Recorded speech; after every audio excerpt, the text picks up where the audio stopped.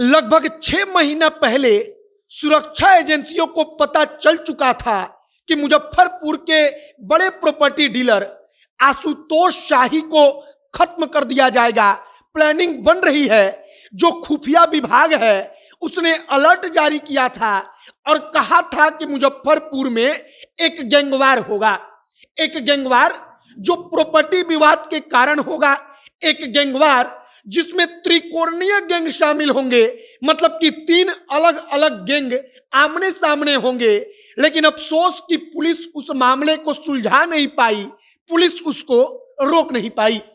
आशुतोष शाही के साथ कल रात को क्या हुआ, तो आशुतोष शाही के 3 बॉडीगार्ड इनको बचाने के लिए दौड़कर आते हैं, लेकिन तब तक देर हो जाती है। देखने वाले कहते हैं कि बदमाश इतने आराम से काम कर रहे थे कि एक बदमाश अपने बंदूक का मैगजीन खत्म कर रहा था तो दूसरा बदमाश उस मैगजीन को फिर से वापस लोड कर रहा था। मतलब कि वे पूरा समय लेकर आए थे कि आज आशुतोष शाही को खत्म करके ही लौटना है। लेकिन गैंगवार को लेकर के 6 महीना पहले जो केंद्र की खुफिया एजेंसी है, केंद्र का खुफिया तंत्र है, उसने बिहार पुलिस को अलर्ट जारी किया था। पुलिस का जो खुफिया विभाग है उसने अलर्ट जारी किया था, लेकिन बिहार की पुलिस प्रशासन इन तमाम चीजों को रोक नहीं पाई। 2018 के बाद मुजफ्फरपुर पहली बार इस प्रकार से दहला है कि मुजफ्फरपुर में एक घटना होता है और उसको लेकर पूरा बिहार थर्रा गया। आगे आपको 6 महीने पहले की कहानी बताएंगे कि आखिरकार हमने क्यों कहा कि आशुतोष शाही को खत्म किया जाएगा। इसकी जानकारी पहले लग चुकी थी, यह सब कुछ बताएंगे। बाकी नमस्कार, मेरा नाम है मोहित कुमार सिंह और आप जनता जंक्शन देख रहे हैं। कहानी की शुरुआत होती है आज से लगभग 6 महीना पहले। 6 महीना पहले मुजफ्फरपुर के एक मिठनपुरा है, मुजफ्फरपुर में मिठनापुरा, माफ कीजिएगा, उस मिठनापुरे इलाके में 50 लाख रुपया के आसपास एक रंगदारी मांगी गई। मामला एक जमीन से जुड़ा था। अब इस बात को लेकर जो केंद्र की खुफिया तंत्र है, केंद्र की खुफिया एजेंसी है, उसने अलर्ट जारी किया। उसने बिहार पुलिस को कहा कि मुजफ्फरपुर में एक त्रिकोणीय गैंगवार की आशंका बन रही है।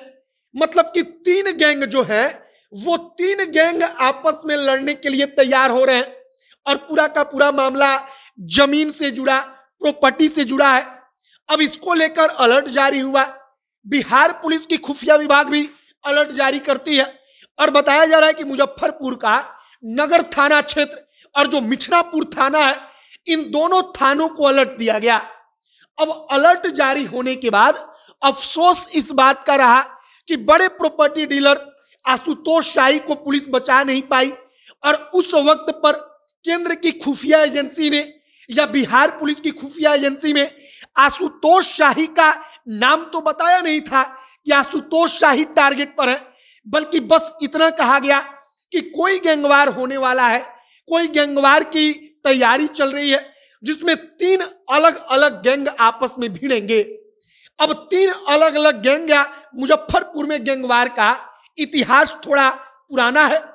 अगर पिछले कुछ सालों की बात करें तो मुजफ्फरपुर के पहले मेयर समीर सिंह भी कारोबारी थे, आप कहिए, इनका भी बिजनेस वगैरह था। अब समीर सिंह को और समीर सिंह के साथ कई लोगों को जिस प्रकार से छलनी कर दिया गया, उसके बाद ही कहा गया कि मुजफ्फरपुर अब गैंगवार की आग में झुलसेगा। अब समझिए कि समीर सिंह को खत्म कर दिया गया। समीर सिंह के खत्म जो किया गया उस पूरे के पूरे मामले में आशुतोष शाही का भी नाम आया। मतलब कि समीर सिंह का समर्थन करने वाला गैंग अब तो आशुतोष शाही के पीछे पड़ा होगा। आशुतोष शाही को हटा दीजिए या समीर सिंह को हटा दीजिए, बल्कि अब इस प्रकार से समझिए कि एक गैंग का कोई आदमी खत्म किया गया दूसरे गैंग के द्वारा, तो दूसरा गैंग उसके पीछे लगेगा। और इन तमाम चीजों को लेकर उस वक्त भी चर्चा हुई थी। 6 महीना पहले सबसे ताजा जानकारी है कि केंद्र की एजेंसी ने अलर्ट जारी किया। बिहार पुलिस मुख्यालय ने इस बात को गंभीरता से लिया।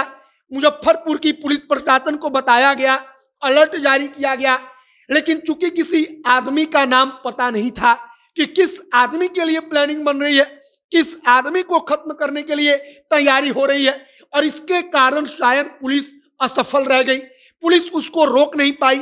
और कल रात को खबर क्या आती है कि आशुतोष शाही अपने वकील के घर पर गए थे, प्रॉपर्टी का ही कोई मामला था, बातचीत करने। उनके बॉडीगार्ड, 3-3 बॉडीगार्ड बाहर रुकते हैं, वो कमरे में अंदर जाते हैं। इसके बाद आशुतोष शाही पर हमला हुआ, उनके वकील पर हमला हुआ।